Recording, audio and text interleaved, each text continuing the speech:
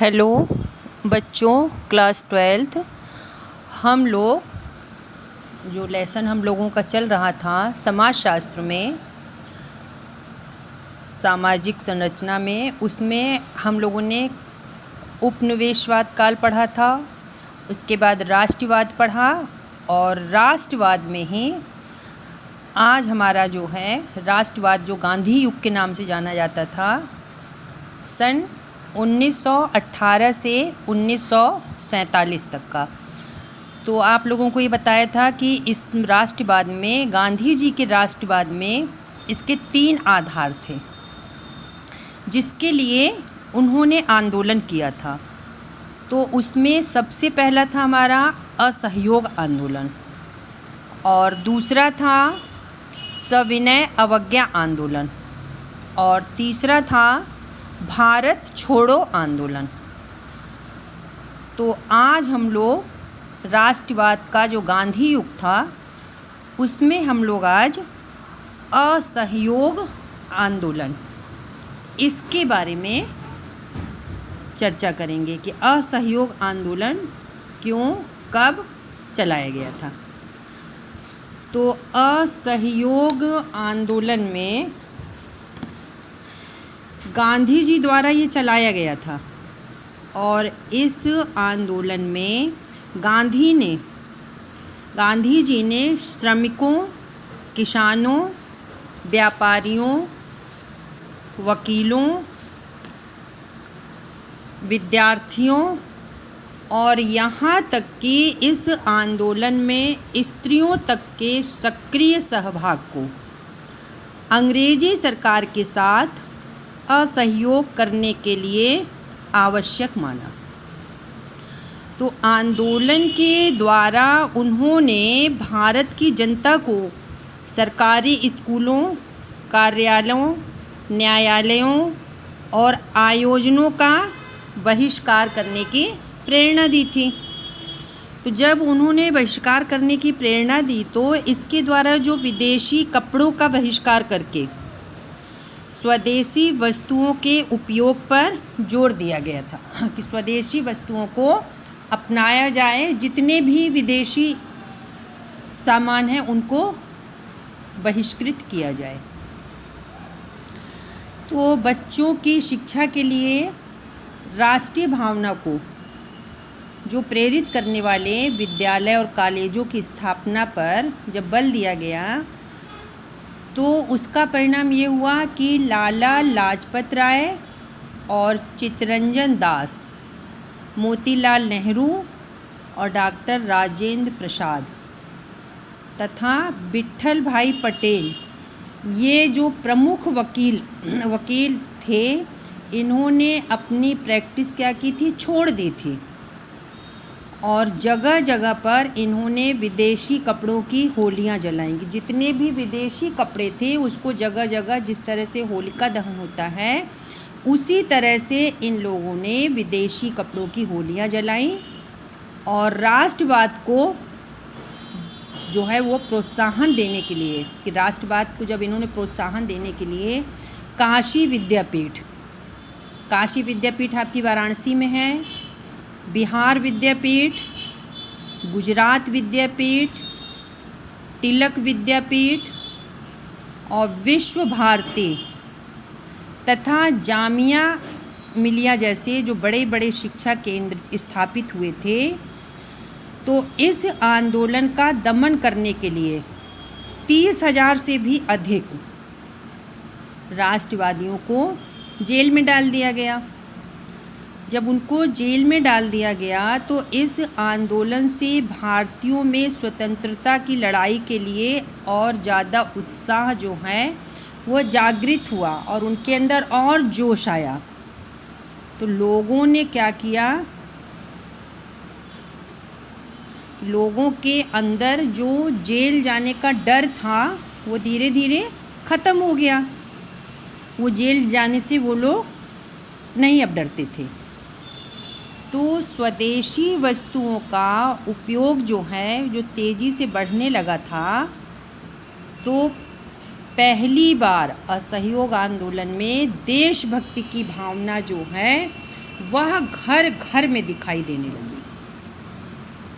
तो ये था हमारा असहयोग आंदोलन। के असहयोग आंदोलन में गांधी जी ने स्वदेशी चीज़ों को अपनाने के लिए कहा और जितनी भी विदेशी चीज़ें थीं उन सब का जो है दमन किया कि कोई भी विदेशी सामानों को उपयोग नहीं करेगा। तो ये था असहयोग आंदोलन, गांधी जी द्वारा चलाया गया। अब गांधी जी का दूसरा आंदोलन था सविनय अवज्ञा आंदोलन। तो ये जो सविनय अवज्ञा आंदोलन था यह गांधी जी का दूसरा आंदोलन था। इस आंदोलन से पूरे देश में राष्ट्र की भावना को आगे बढ़ाया गया और इस आंदोलन का उद्देश्य जो था वह सार्वजनिक हितों के विरुद्ध सरकार द्वारा लागू किए गए कानूनों को तोड़कर ब्रिटिश सरकार को यह संदेश देना था कि भारत की जनता अब शक्ति से नहीं दबाई जा सकती। और भारतीय जनता ने यह सिद्ध भी कर दिया कि गांधी जी ने यह सिद्ध कर दिया कि एक संकेत के रूप में, गांधी जी के एक संकेत के रूप में सरकार के नमक कानून तथा शराब के उत्पादन संबंधी कानून को इन्होंने तोड़ने का निश्चय कर लिया था। तो जब नमक कानून तोड़ने के लिए इन्होंने 12 मार्च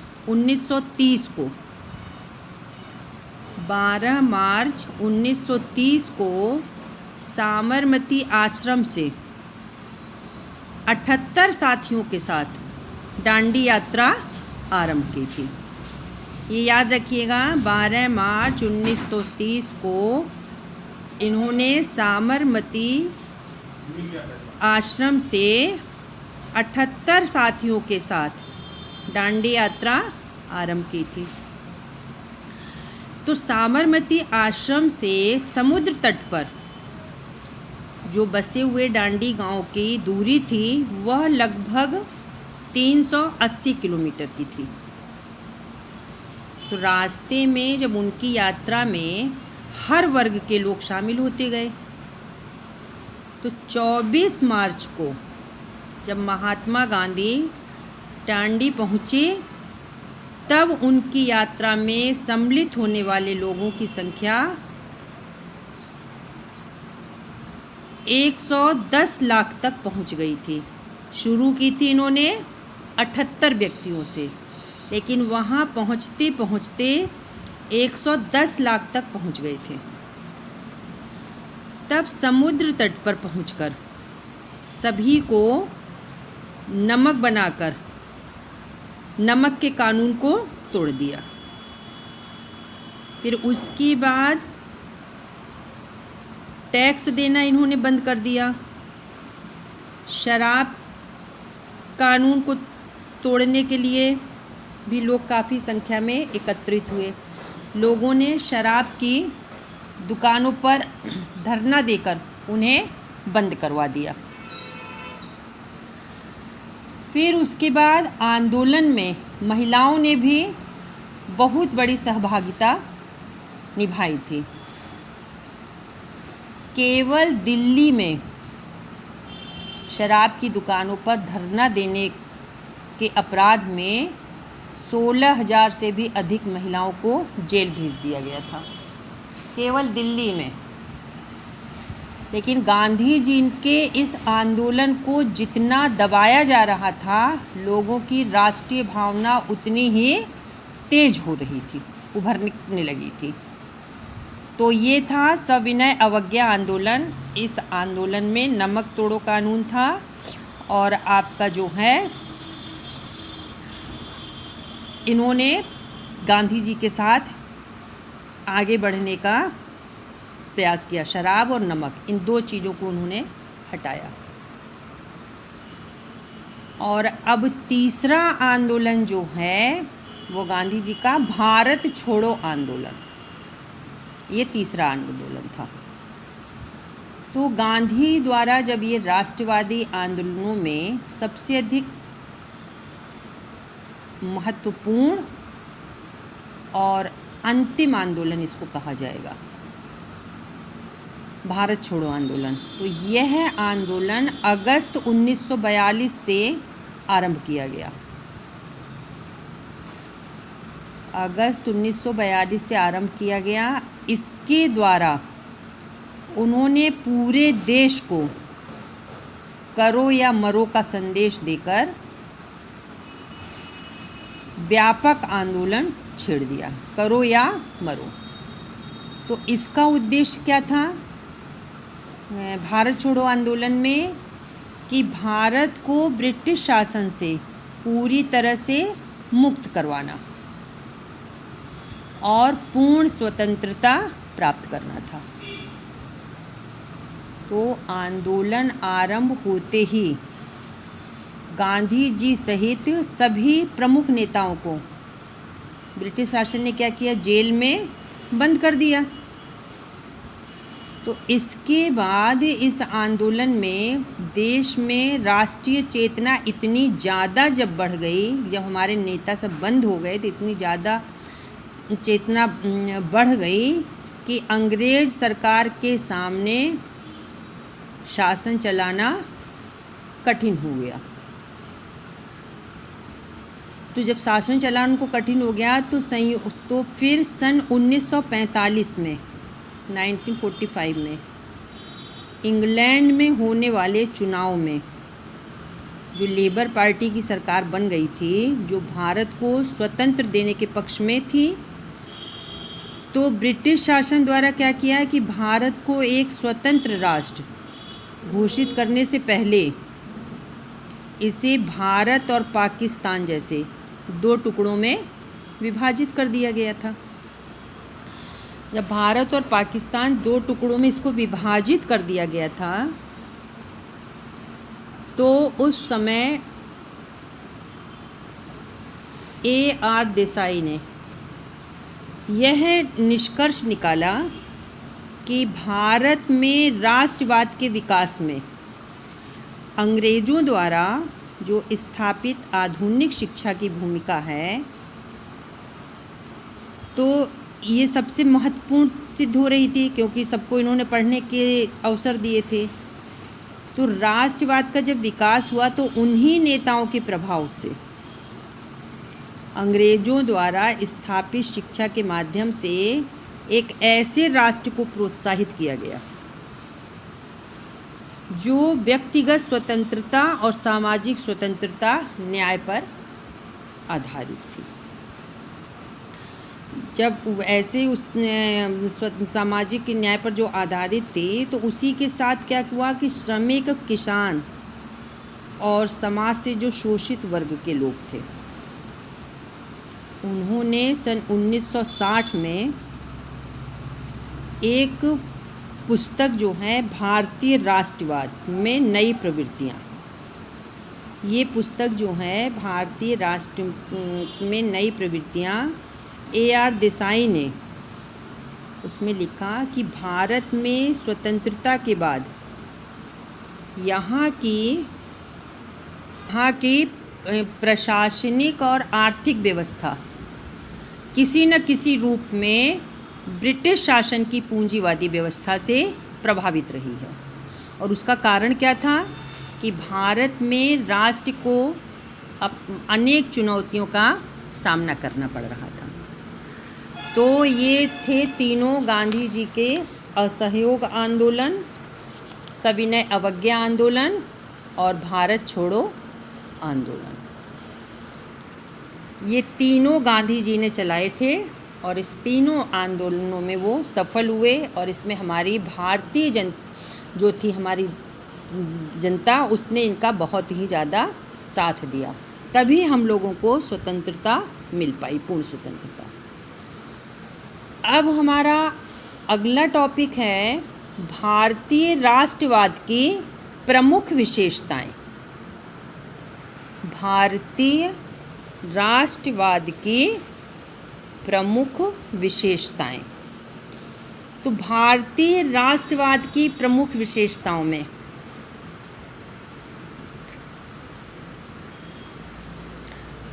जहाँ पर सुविधा असुविधा संघर्ष ये होता है, तो इसी तरह भारतीय राष्ट्रवाद की भी कुछ बाधाएं थीं। तो उन बाधाओं में जो है हम लोग इन विशेषताओं को पहले पढ़ेंगे कि क्या क्या विशेषताएं जो हैं थीं भारतीय राष्ट्रवाद की मुख्य विशेषताएं। तो इसमें पहला पॉइंट है हमारा कि भारतीय राष्ट्रवाद की प्रकृति जो है वह पश्चिमी देशों के राष्ट्रवाद से भिन्न है। और पश्चिमी देशों में विकसित होने वाला राष्ट्रवाद, पश्चिमी देशों में विकसित होने वाला राष्ट्रवाद यूरोप के नवजागरण, प्रौद्योगिक विकास तथा एक विशेष सांस्कृतिक पृष्ठभूमि से संबंधित रहा है। तो राष्ट्रवाद का इतिहास भी हमारा लगभग 300 वर्ष पुराना है। भारतीय राष्ट्रवाद का संबंध उन दशाओं से है जिनके अंतर्गत उपनिवेशवाद के विरुद्ध संगठित होकर स्वतंत्रता की लड़ाई लड़ी गई। और भारतीय राष्ट्रवाद इंग्लैंड के उपनिवेशवाद से प्रभावित रहा।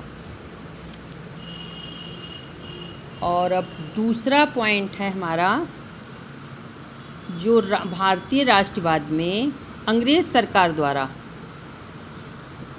आधुनिक शिक्षा व्यवस्था की भूमिका जो थी वह सबसे अधिक क्या थी, महत्वपूर्ण थी, क्योंकि सभी लोग उसमें शिक्षित हो रहे थे। तो इसी शिक्षा के फलस्वरूप लोगों में अपने अधिकारों के प्रति चेतना भी पैदा हो गई। और तीसरा है हमारा कि धर्मनिरपेक्ष राष्ट्र के रूप में यहाँ बहुलवादी मिश्रित संस्कृति का विकास, ये राष्ट्रवाद का मुख्य आधार रहा। तो पश्चिमी राष्ट्रवादों में एक राष्ट्रीय संस्कृति के कारण राष्ट्रवाद का विकास एक स्वाभाविक प्रक्रिया के रूप में होने लगा। तो भारत में जो विभिन्न समुदायों की जीवन शैली, धार्मिक विश्वासों और सांस्कृतिक विशेषताओं में जो भिन्नता थी, उसके कारण क्या हुआ कि सांप्रदायिकता को पूरी तरह हटाया नहीं गया, जिसे अंग्रेज़ों ने अपने शासनकाल में प्रोत्साहन दिया था।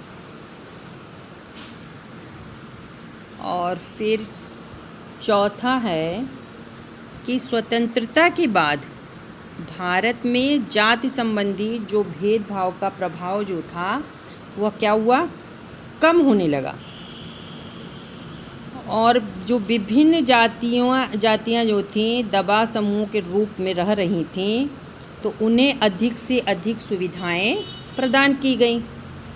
और सरकार पर यह भी दबाव डाला गया कि जो समानता पर आधारित राष्ट्रीयता की भावना है वो कमज़ोर न पड़े। उनके मुद्दों को लेकर समय समय पर उच्च और निम्न जातियों के बीच जो संघर्ष हुआ करता था, राष्ट्रवाद के विकास में ये एक बाधा इससे उत्पन्न हो रही थी।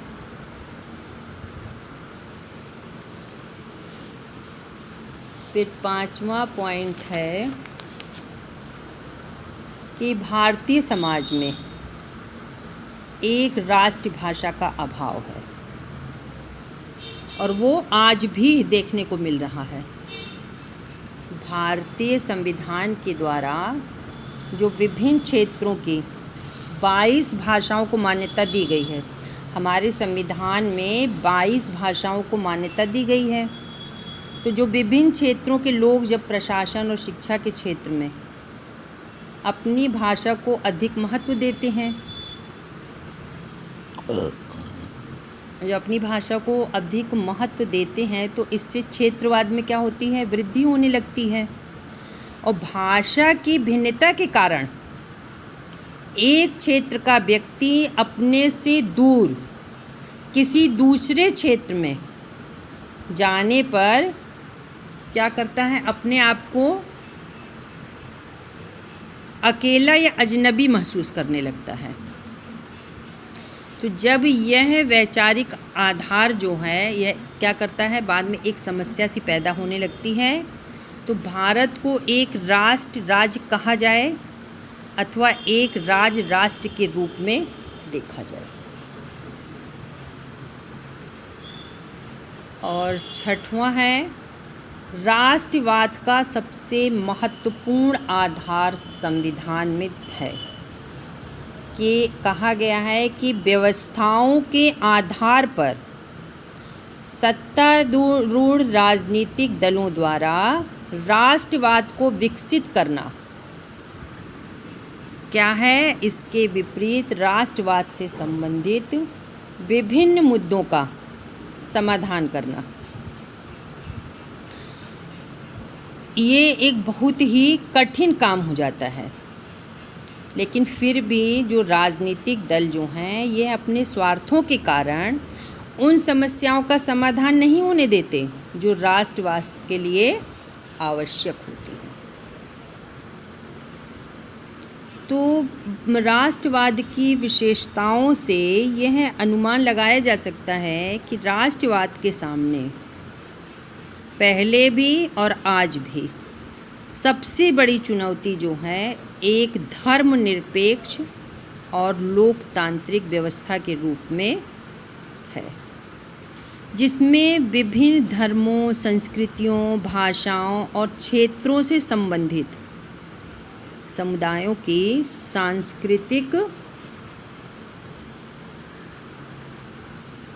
और सांस्कृतिक पहचान को बनाए रखने के लिए एक दूसरे को पूरक मानना।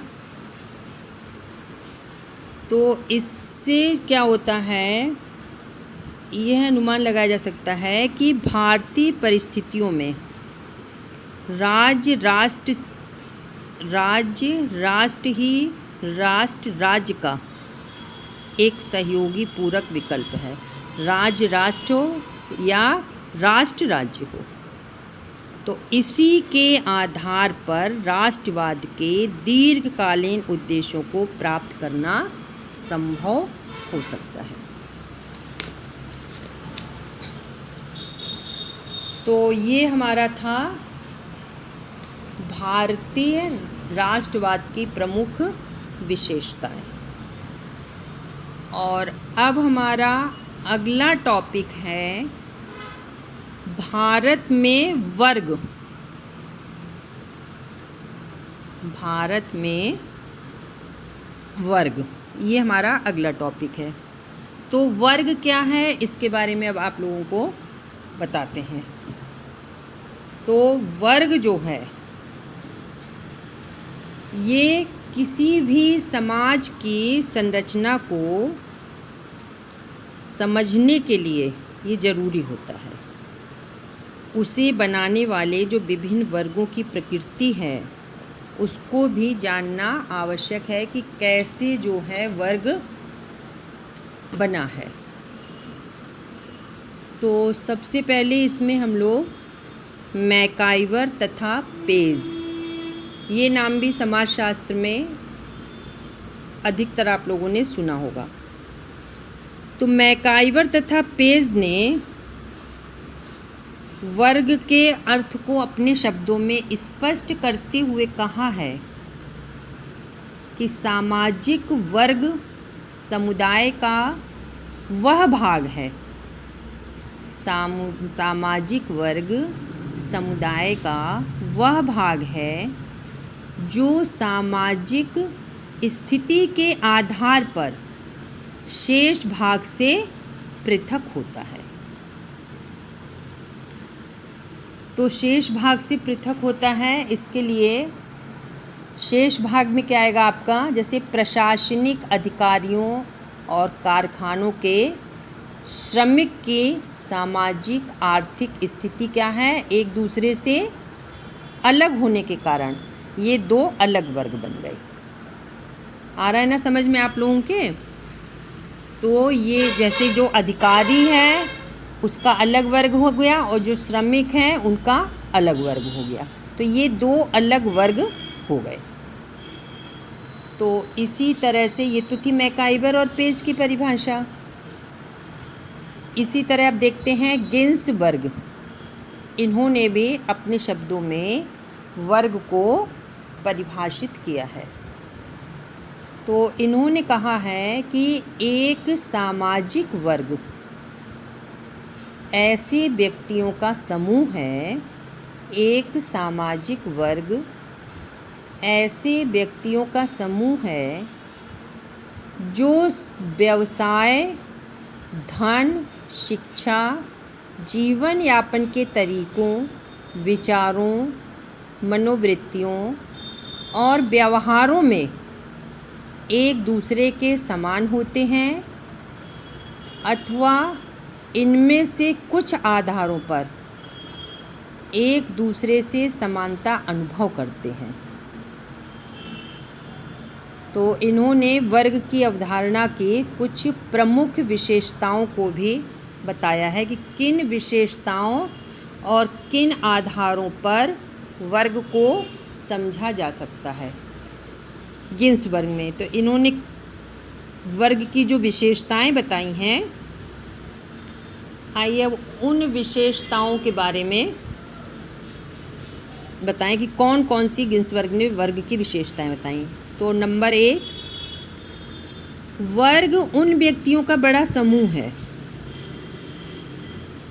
जिससे संबंधित व्यक्ति एक दूसरे से अलग स्थानों पर रहते हैं, लेकिन उनकी सामाजिक और आर्थिक स्थिति एक दूसरे के लगभग समान होती है। और दूसरा है इनका पॉइंट, समाज में विभिन्न वर्गों के विभाजन की प्रकृति स्थायी नहीं होती। समाज में विभिन्न वर्गों के विभाजन की प्रकृति स्थायी नहीं होती। व्यक्ति की सामाजिक, आर्थिक या राजनीतिक स्थिति में परिवर्तन होने के साथ ही उसके वर्ग की सदस्यता भी बदल जाती है। अगर किसी के पास पैसा ज़्यादा हो गया तो वो पूंजीपति वर्ग में आ गया, उसकी आर्थिक स्थिति अच्छी हो गई। अगर कोई बहुत बड़ा नेता बन गया तो वो राजनीतिक वर्ग में हो जाएगा। तो इस तरह उसकी स्थिति जो है वह परिवर्तित हो जाती है। और तीसरा है इनका पॉइंट कि एक विशेष वर्ग में व्यक्ति को मिलने वाला स्थान उसकी योग्यता और कुशलता पर निर्भर होता है। एक विशेष वर्ग में व्यक्तियों को मिलने वाला स्थान उसकी योग्यता और कुशलता पर निर्भर होता है।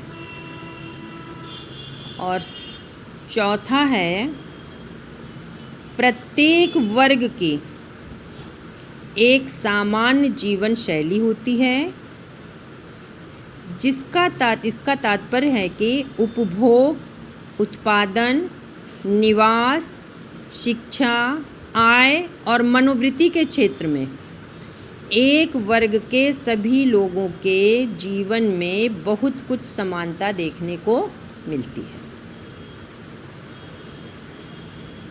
और पांचवा है, प्रत्येक वर्ग के अंदर अनेक उपवर्ग होते हैं।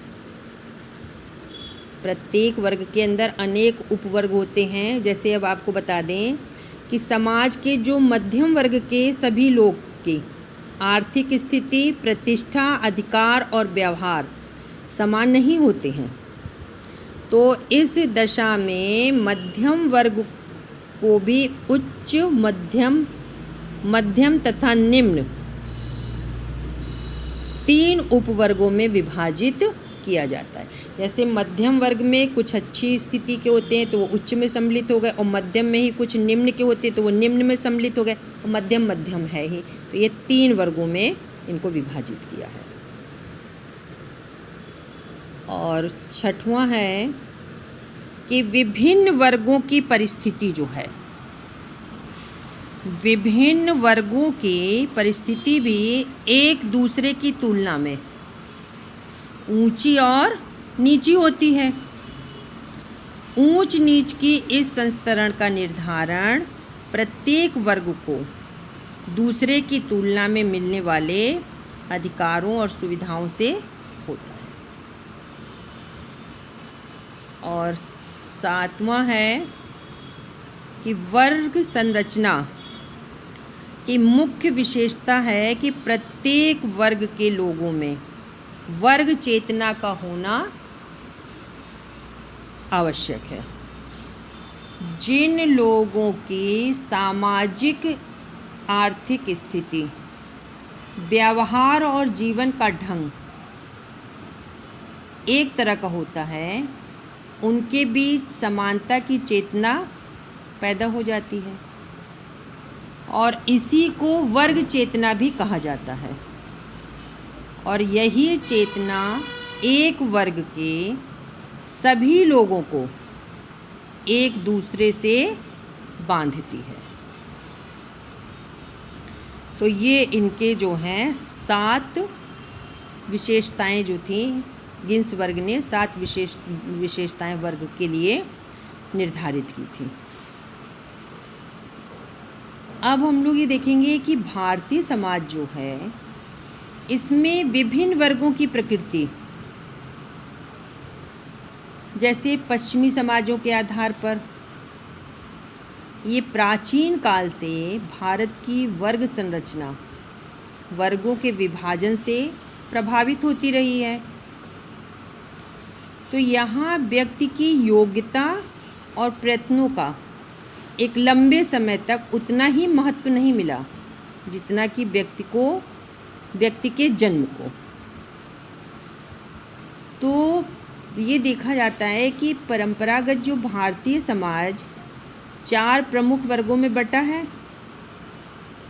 इन्हें हम पुरोहित वर्ग, शासक वर्ग, व्यापारी वर्ग तथा सेवा वर्ग भी कह सकते हैं।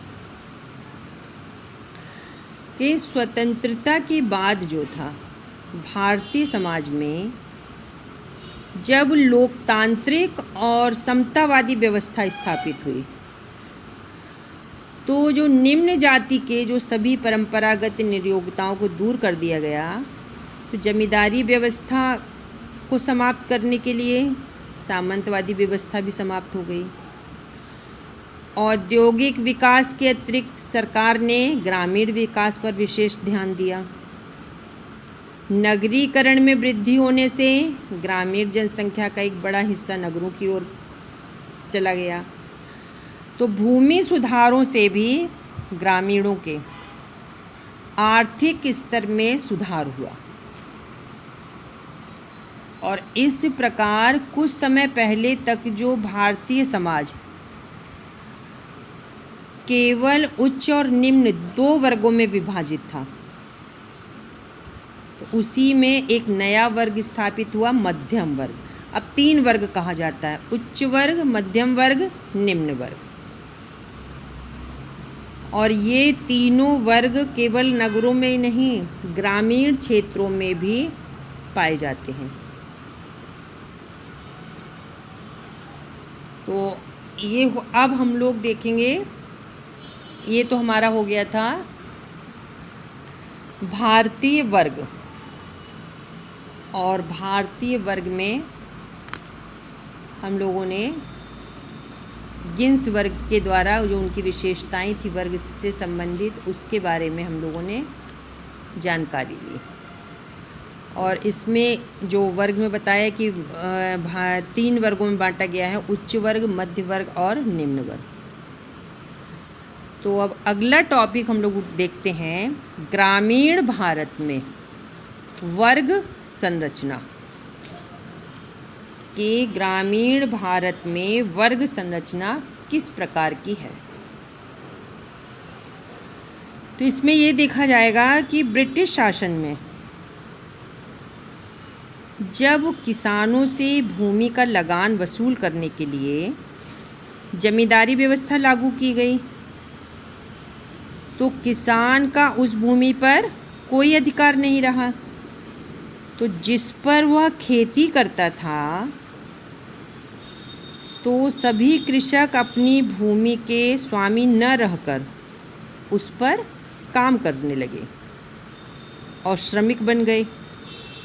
तो जमींदार और किसान के बीच क्या हुआ, एक नया वर्ग जिसे महाजन वर्ग विकसित हो गया।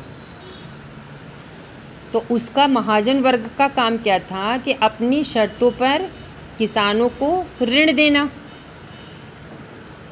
और मनमाने ढंग से उसे ब्याज सहित वसूल करना।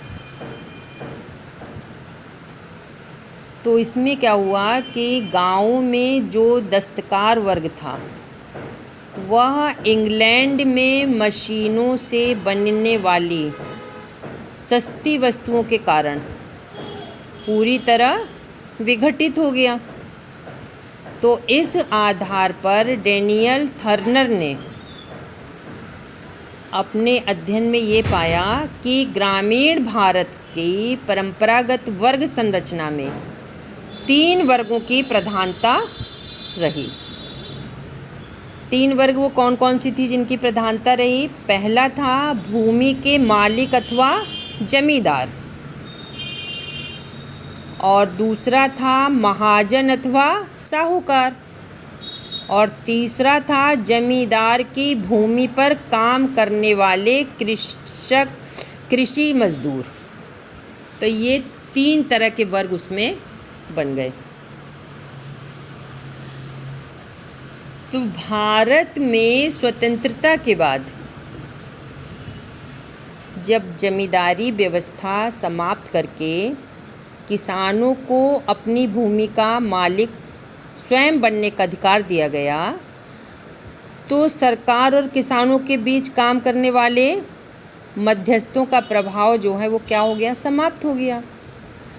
और विकास कार्यक्रमों तथा बैंकों और सहकारी समितियों द्वारा ऋण प्राप्त करने की सुविधाएं दी गईं। तो जो गाँव के महाजन वर्ग की स्थिति जो थी वो क्या हो गई, कमज़ोर हो गई और धीरे धीरे समाप्त भी हो गई। तो ग्रामीण भारत की वर्तमान वर्ग संरचना,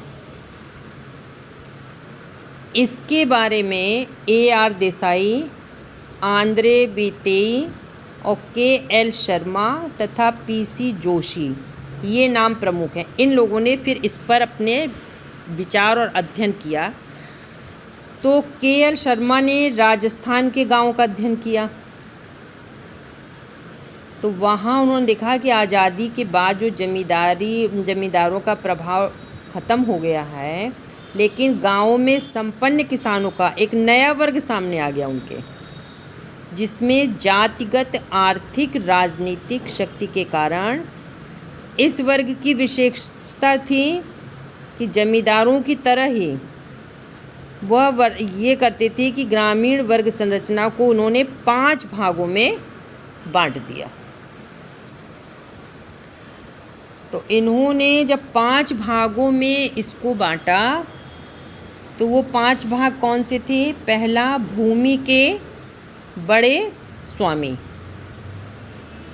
दूसरा, छोटी भूमि पर काम करने वाले कृषकों का वर्ग, मतलब छोटे भूस्वामी इनको कहा जाएगा। तो भूमि के पहले बड़े भूस्वामी और दूसरा हो जाएगा छोटे भूस्वामी।